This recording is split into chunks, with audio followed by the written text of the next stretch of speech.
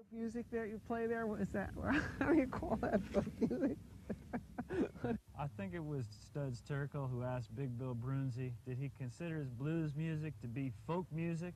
And Big Bill says, well, never heard no horse.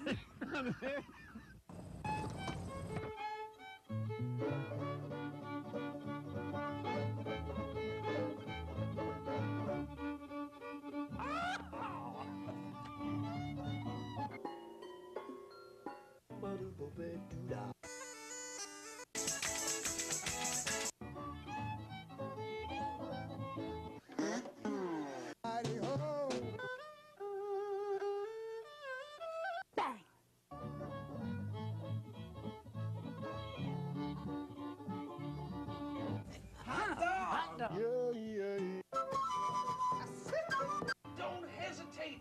It could be your ticket to a new tomorrow.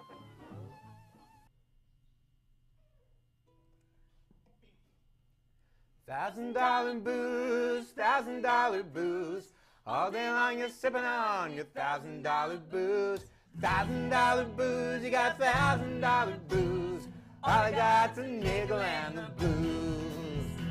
Some folks drink whiskey and other folks drink wine. Don't know what you're drinking, but it must be mighty fine. I got blisters on my fingers, I got holes in my shoes. You got a cell full of $1,000 booze. $1,000 booze, $1,000 booze. All day long you're sipping on your $1,000 booze. $1,000 booze, you got $1,000 booze. All I got's a nickel and the blues. Well, some folks like custom suit and others like to bling. I don't know if you're married, but you wear a diamond ring. I used to have a C-note, but I spent it on tattoos.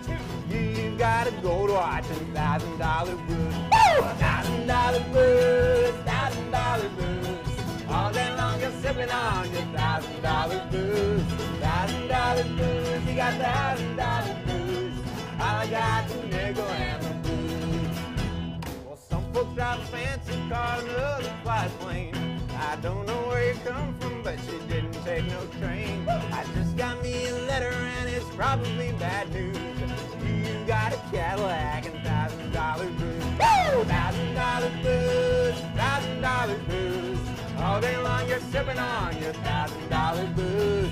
$1,000 booze, you got $1,000 booze. All I got's a nickel and the blues. Next round's on me.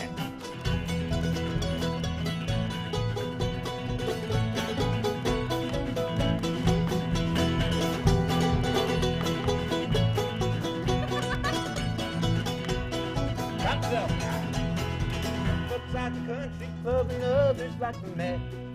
You got friends in low places, well, I ain't met them yet. I got no one to turn to and nothing left to lose. Now you got bigger problems than your $1,000 booze. Yeah, $1,000 booze, $1,000 booze. All day long you're sipping on your $1,000 booze. $1,000 booze, you got $1,000 booze. All I got's a nickel and the blues. And all I got's a nickel and the blues.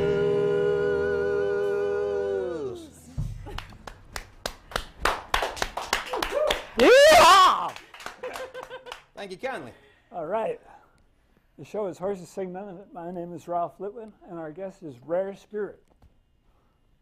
Welcome, Rare Spirits. Thank you for having us. Good to be here. That's a cool song. Is that one of your originals? It is one of our originals. A Noam Berg special. Yes. Indeed. Excellent. Yeah. Want to introduce the band? Ooh, I Sure put thing. you in charge of that, sir. You're the best talker. All right, well, this band features Rhubarb Bush on guitar, banjo, occasional clarinet, and any other funny sounds he wants to make. We've got Miss Holler and Molly Heber Wilson on the doghouse bass over here. Mr. Alex Bell, drums, washboard, other forms of percussion, and loud banging sounds. I myself am Noam Berg on the mandolin. All right. What do you want to do for us now? Ooh, We're going to do one of Molly's. This one's Yeah. trouble. it is. Oh, it really is trouble.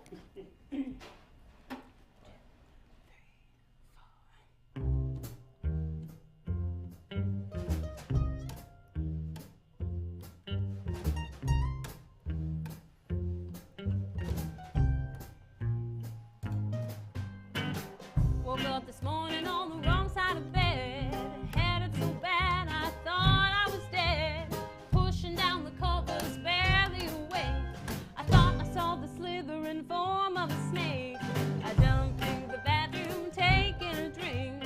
Something started bubbling up through the sink. I looked in the mirror, but all that I saw were red eyes of a woman who'd broken the law. Me saying, hey, oh, trouble is a-coming, baby, hey, oh. Yes, it's true, hey, oh, trouble is a-coming, 'cause the devil got his eye on you.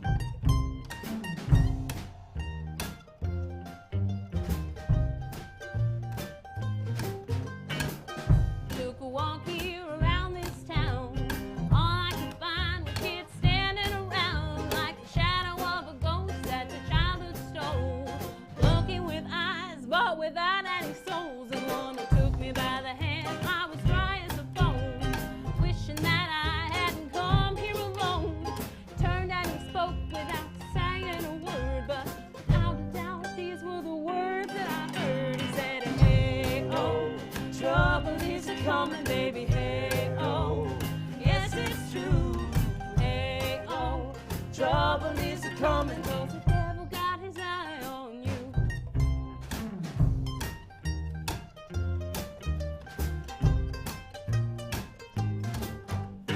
Took me to the entry of the local bar. All the folks were dancing, the door was ajar. Flames leaping up from the walls and the floor, but no one in the town gave a damn anymore. Took me to the back to a man standing there, still as a statue, returning my stare. Oh, honey, I'm the devil, as you know very well, and I've come to take you forever to hell. I'm saying, hey, oh, trouble is coming, baby, hey, oh. Yes, it's true, hey, oh, trouble is coming, 'cause I've got my eye on you. Oh, oh, oh, oh.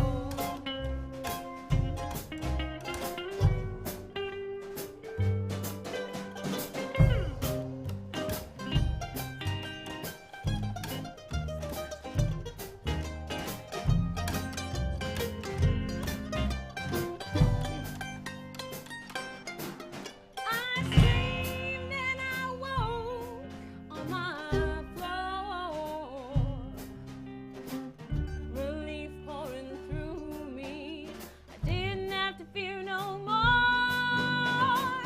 What could I make of this dream?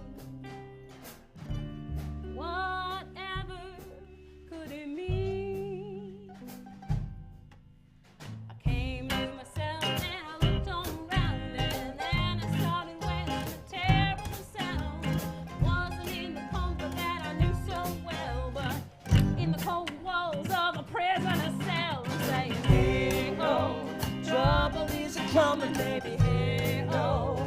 Yes, it's true, hey, oh, trouble is a-coming, baby. Trouble is a-coming, baby. Trouble is a-coming, baby, hey, oh. Trouble is a-coming, baby, hey, oh. Yes, it's true, hey, oh. Trouble is a-coming, 'cause the devil got his eye on you.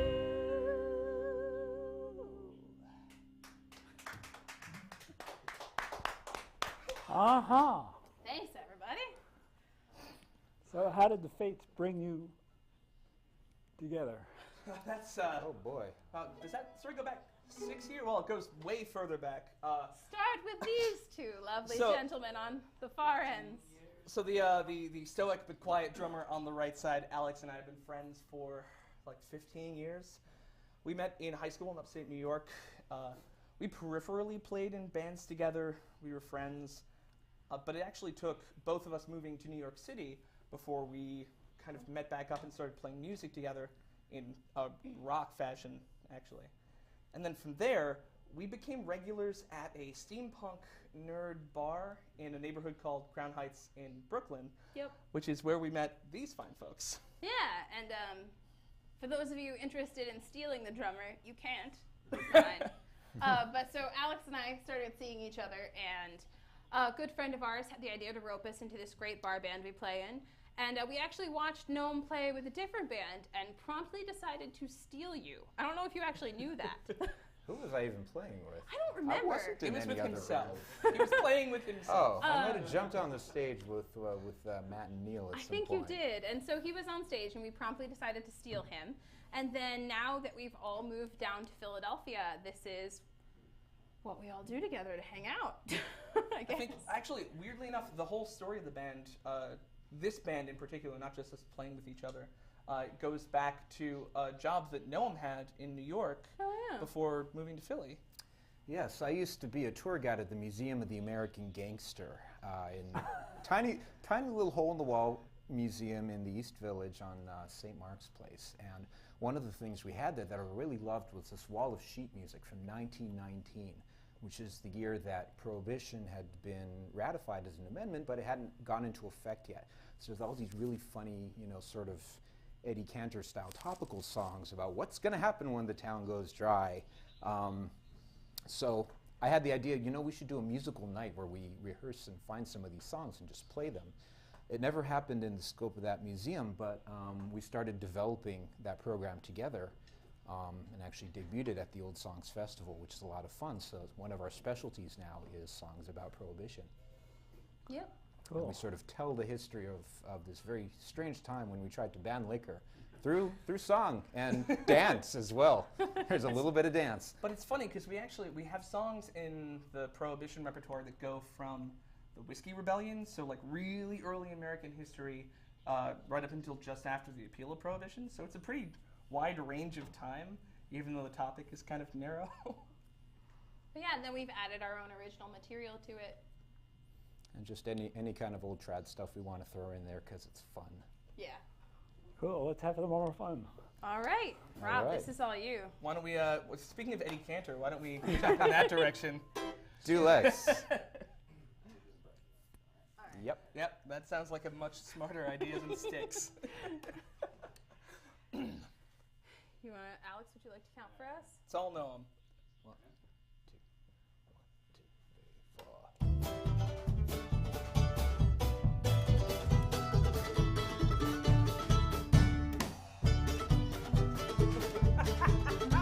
Oh, Jonesy used to roam, never stayed at home. He'd go out with the boys and leave his wifey all alone. When the town went dry, Jones began to cry. With no cafes or cabarets, I'll know I'll surely die. For weeks it had him worried, but now he's feeling gay. Why's that? I heard him tell a friend of his while on the street today. Say, I never knew I had a wonderful life until the town went dry. The way I spent my money on women was a crime. I found that with my wife I could have had a better time. Could've told you that. I'd send her to the country and I'd always yell hooray! When I heard him tell a friend of his while on the street today, oh, I never knew I had a wonderful life until the town went dry. Woo! Oh, Jones began to stay around the house all day. His wife, he wondered what it was that made him act that way. He'd go out to the store, help her scrub the floor, hug her and he'd love her like he'd never done before.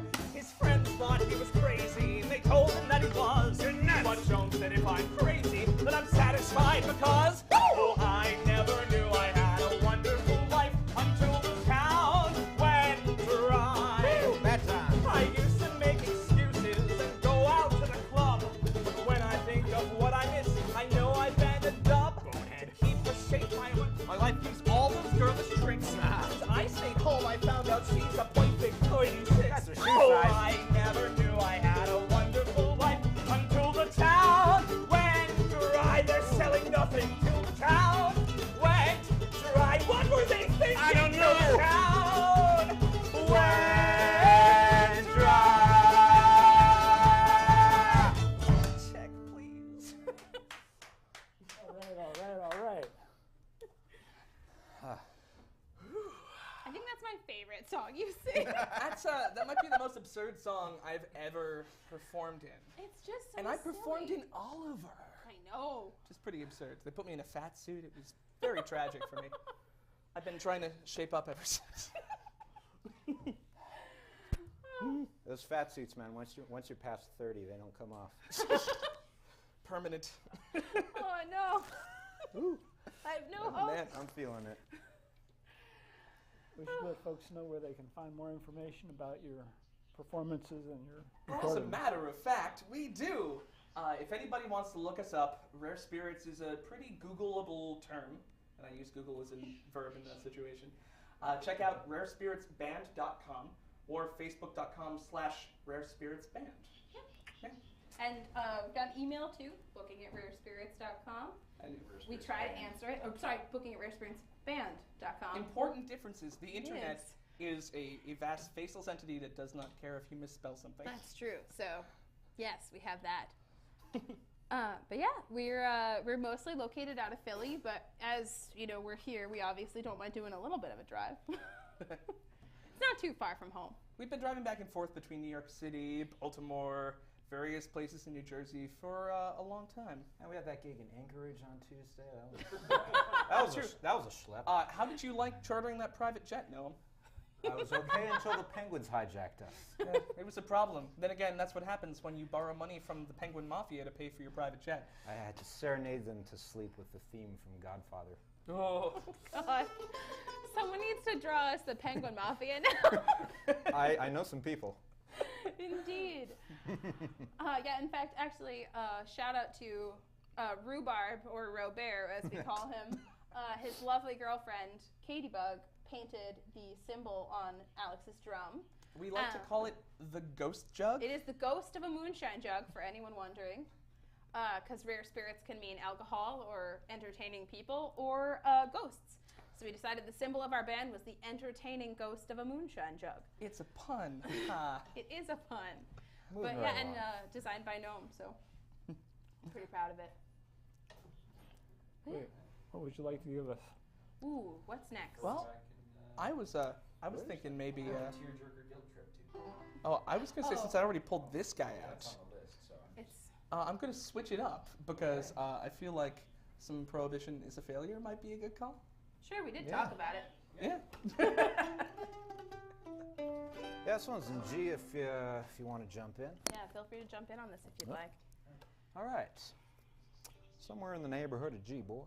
1, 2, 3, 4. Prohibition is a failure, as anyone can see. For whiskey sold most anywhere in the good old USA. Oh, the policeman will arrest you, he'll lock you up in jail. He'll drink up all your liquor and he'll turn you out of hell. I'm going back to Georgia to join the drinking clan, where the whiskey's sold in Red Seal and sold in old tin cans, where the men they drink and gamble and the women ball and fight. The saloons they run right open and a man's killed every night. All of them insiders in the mountains, they operate the stills. They're true blue to each other, what they say they do, they will. They all carry 6 shooters, shotguns and Bowie knives, and the man who tries to raid them is sure to lose his life.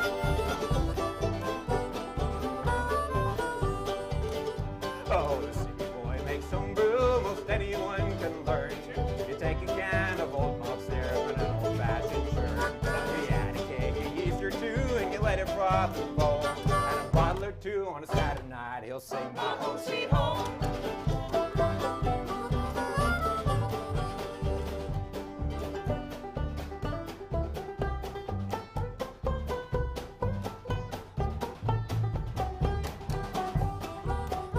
Yeah, rhubarb.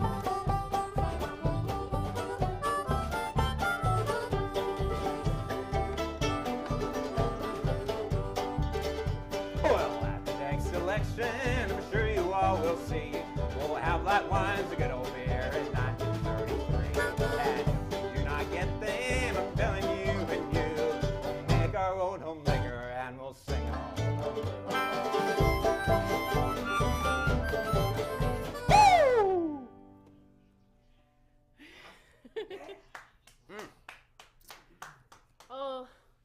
just talking about the fact that they still make that exact style of tin can, right? I'm saying I got a red tin can. Yeah, red tin can.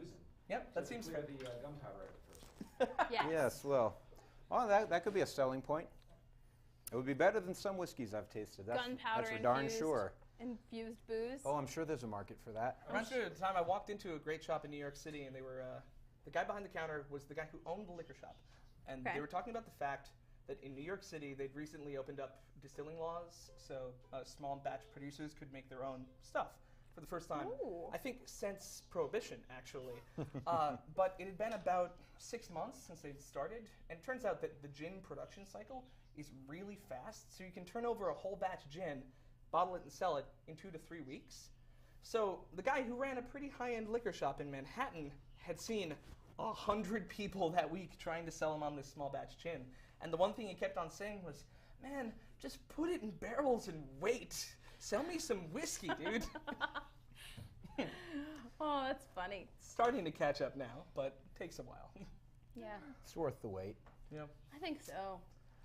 We had the pleasure of sampling some scotches. My dad's a Scot, and so we went over to visit, and we brought back some, not contraband. I mean, we're allowed to bring it back, but we were just so thrilled to have the chance to bring back some scotch, some rare spirits, in fact. Oh my God, I didn't even mean to go to that. Wait, And- that's and kind of there you did. recursive. You brought yourself back from Scotland. I did. It's also literally true. I did. But yeah, and we're pretty laid back band. I'd say. For now, yeah. at least. It depends on the moment. True. Depends how many rare spirits have consumed. Our practices go Gets from lively. very muted to raucous, I think. That's probably a good word. Yes, there's one of these days a song will emerge about when we play at Yamazaki speed. Any of you who have sampled the fine beverage the Japanese call Yamazaki might know what happens and what kind of speed you play at after having a little too much of said concoction. And it's like so many of my stories. It's all about like weird little liquor stores and conversations with people. You know, I think you're in the right band. Yeah, I think so. Alex and I actually used to live in Queens. It was the first place that we lived together in New York City. And we ended up making friends with this small little Korean liquor store again. And they would constantly give us weird free things like shot glasses for soju. They would open bottles of things to taste in the shop, which was weird. But they actually sold us a bottle of 18-year-old Yamazaki, which is this really amazing Japanese single malt whiskey. But I think it was like $80 when we bought it from them. And now lately, we were doing a band practice in New York City a couple of weeks ago, and walked into a shop, and just for giggles, I asked them how much a bottle of the same stuff was running. It was like $500. Which is probably good because drinking that stuff gets us into trouble. It really does. Which, you know what? Why don't we play a temperance song Okay. about the Seems about right. dangers of over drinking? Bad things happen. All right. Alex, you want to set the tempo for this one?